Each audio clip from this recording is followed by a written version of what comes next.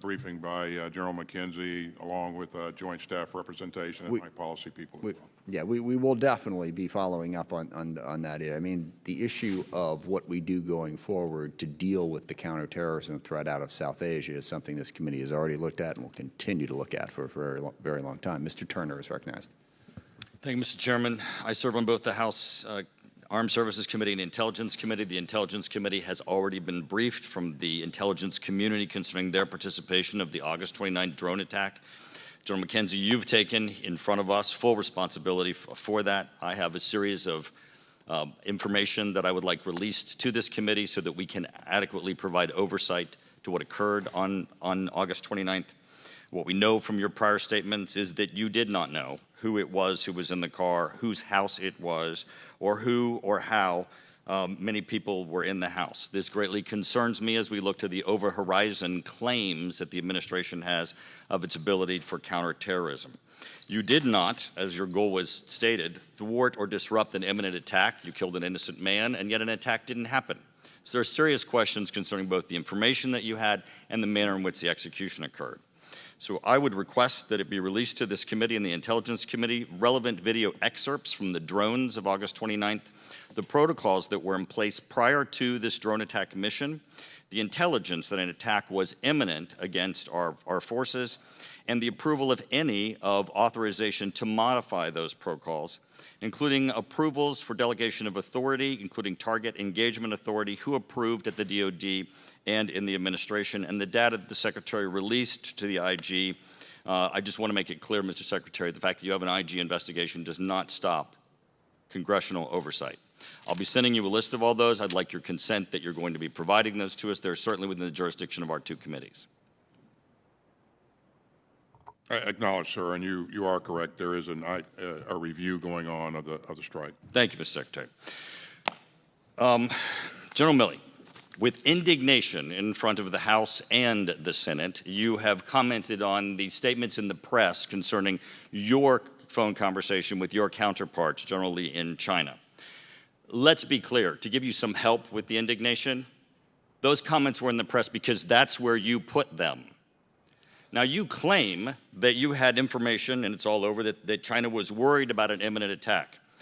You did not tell the President, the Vice President, the White House Chief of Staff, the National Security Advisor, the Secretary of Defense, the Secretary of State, the Director of National Intelligence, either of the relevant committees in the House, including the Big Eight, which you know include Intel. You didn't tell the Intelligence Committee. You didn't tell the Armed Services Committee. You report that after you took upon yourself to have this phone conversation, that you told them of the conversation occurred, not that China believed that we were going to imminently attack them, which, by the way, has never been true in my lifetime. And it may be true since they believed it. That's why they're digging ICBM holes faster than they can fill them with ICBMs. But you chose instead to handle it yourself with a phone call. So, General Milley, you offered all of the concerning intelligence, and I'm going to request that you provide it to us. I would like you to provide us the relevant intelligence information that you based your belief that China was going to believe that there was an imminent attack.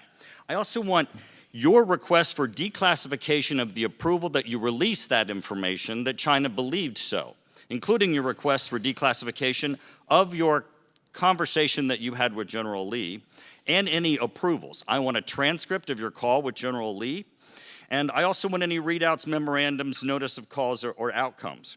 Now, you chose to talk to reporters instead of us, and that's great. It's of great concern. No one in Congress knew that one of two of the major nuclear powers thought that they were perhaps being threatened for attack. Now, Mr. Secretary, that turns my questions to you then. Mr. Secretary, if you learn that Russia or China believes that they may be subject to an attack by the United States, as a member of the President's cabinet, do you believe that information should be handled at the cabinet level and with the President, with the National Security Advisor, the Secretary of Defense? Do you believe the chair and ranking member of Intel and the House Armed Services Committee and Foreign Affairs Committee need to know these? Or do you believe that a belief of the possibility of an attack by the United States against Russia and China is appropriately handled by the chairman of the Joint Chiefs of Staff in a phone call with his counterpart with one of those nations. Please tell me that you believe it elevates to the level that you would elevate that to the cabinet and to Congress and not just have it be subsequently told to us all by newspaper articles in the Washington Post and the New York Times, as General Milley chose to do.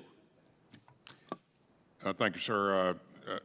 Obviously, we would want to follow standard protocol, and what you described is what I would, the type of actions that I would consider taking. But General Milley, as what I heard him say yesterday, and I think again today, is that his chain of command, the Secretary of Defense at the time, was aware of the actions, and so. After. What he said yesterday is after. I'm sorry. No, that's Milley, not correct. What I said yesterday, today. If I could, hold on just a second, everybody. Time has expired.